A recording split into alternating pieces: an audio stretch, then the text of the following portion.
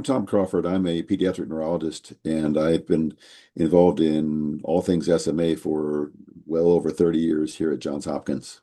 So Nusinersen was initially approved in late 2016 at a dose of 12 milligrams for everybody. Since then, there was some thoughts that, we chose that dose. We thought it was a large dose, but indeed, there was no reason to consider not giving a higher dose because it now was found to be just incredibly safe. And so on the idea that there might have been some efficacy left on the table with that choice, Biogen went to try to study a higher dose. Now, that's really hard to do because the initial 12 milligram dose was just so extraordinary. Babies were living that used to die. How do you study a improvement where the marginal benefit is going to be relatively small as opposed to the incredible they're living where they didn't before kind of study that required a small sample size?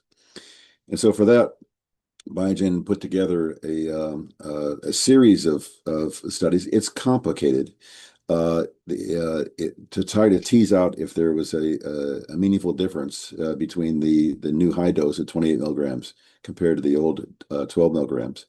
And indeed, they were able to show benefit.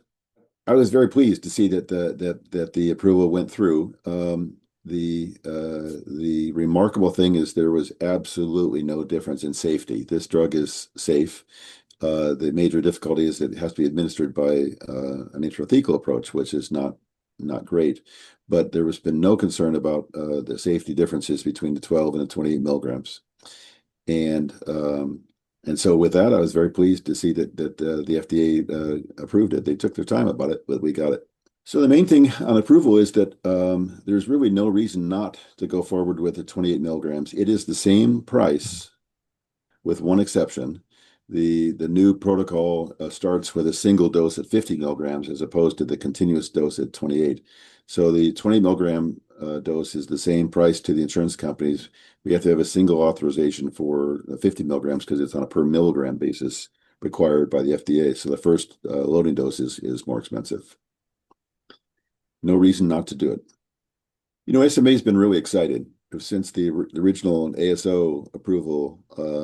We've now got 3 different therapies, all classed as DMT, disease-modifying therapy, meaning that we know that SMA is a slowly degenerative disease, and these therapies, all in their individual ways, appear to largely either cease or very strongly slow the rate of further degeneration.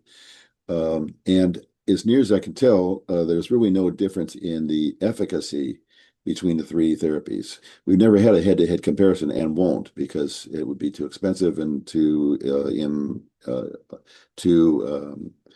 difficult to show a difference because the difference is going to be very small. So the difference in between them is in the perception of deficit.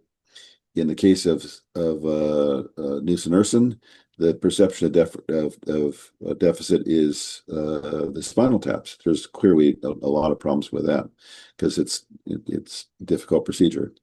In the case of Zolgensma, the gene transfer, initially it was just available to babies under 23 months by the FDA approval, but actually less than 5 months or less than 6 months by the initiating studies. And more recently, an intrathecal approach has been approved, but it's on a fairly small number of patients. And I still have questions about larger issues about safety that I think need to be established. And Risdiplam, which is the oral drug, which is also effective, and it is shown to have widespread effect. There's a certain number of patients that find it difficult to tolerate for other more mild side effects. And I think that for the very youngest babies, there's still some reason for concern that safety hasn't been validated in the very youngest babies, although they have their approval from the FDA.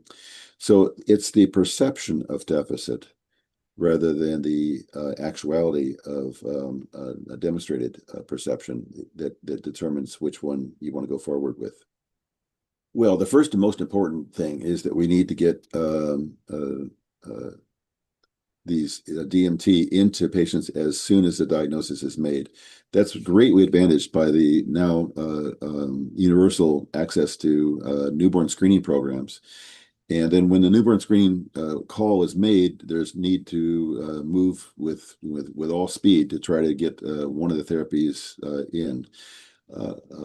Now, there's been a sort of a practice advancement in that many of the babies are now receiving bridge dosing with risdiplam before they go on to either continue with risdiplam or the gene transfer or Spinraza dosing afterwards. I think that's a good thing. It's not been studied formally, but there's hardly any plausible reason why not to do that.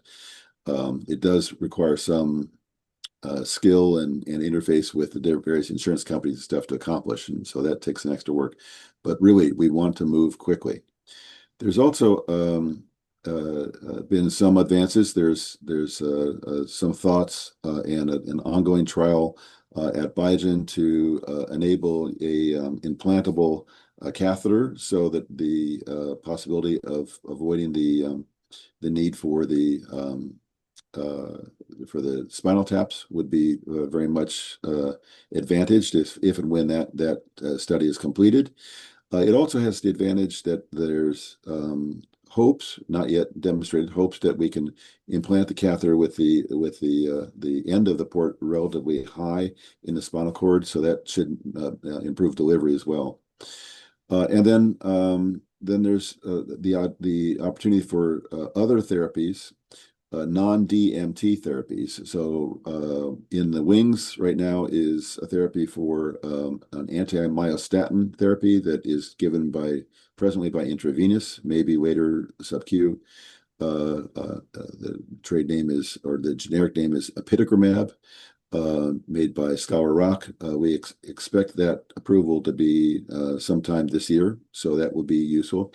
It makes people stronger, which is pretty remarkable. We will see how much the price is and what the label is from the FDA.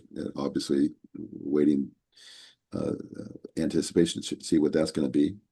And then there are some other therapies that are involved in some more complicated ways to think that we can either improve SMN enhancement or other backdoors to try to make motor neurons stronger from NM pharmaceuticals and some other ideas that people have around here. So we're not done. That's the cool thing, is that after making some really extraordinary, some of the most dramatic changes in the course of a fatal disease possible, but I want to emphasize that we're not done. There's still more stuff to do. Yeah, so there's a complexity here.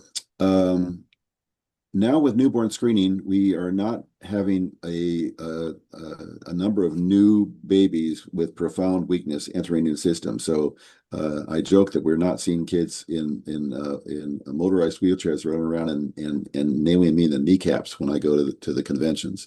So that's really, really good. On the other hand, the two copy kids, the kids with the more severe genotypes that are treated at birth by the DMT, are not normal. And so, and in the past, they would have died. So I think the 10 and 20-year prospect is that we're going to have a much larger percentage of kids who are modestly weak, able to walk or barely not walk. They're going to survive, and they would have succumbed before. So now their numbers are going to start increasing.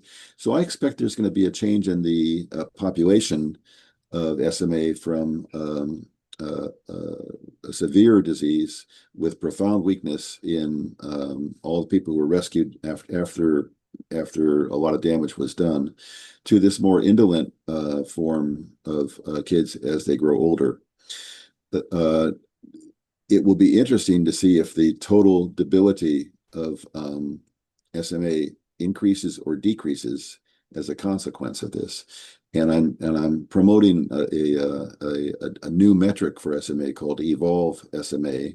That is a very simple way of just assigning how severely affected people are by what their functional disabilities are. It's divided into tiers, with the top tier being a kid or a person who can climb up a curb by themselves.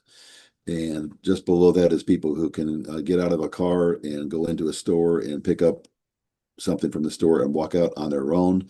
And then each tier is defined by some function that's important. And critically important, the tiers don't overlap. So you're not going to have people who are passing a lower tier, but passing a higher tier, but not passing a lower tier. So I would like to have people start using the tier system to categorize their populations. And remarkably, this can be done by patients. They can assign their own tiers as accurately as a doctor or a therapist can assign the tier. So with that, we should be able to do a sort of population analysis of how much debility is associated with SMA over the next decade, and by that means see if what the new nature of SMA is in the post-DMT era. So I'm sort of in promotion mode for that. I'd like people to take on that.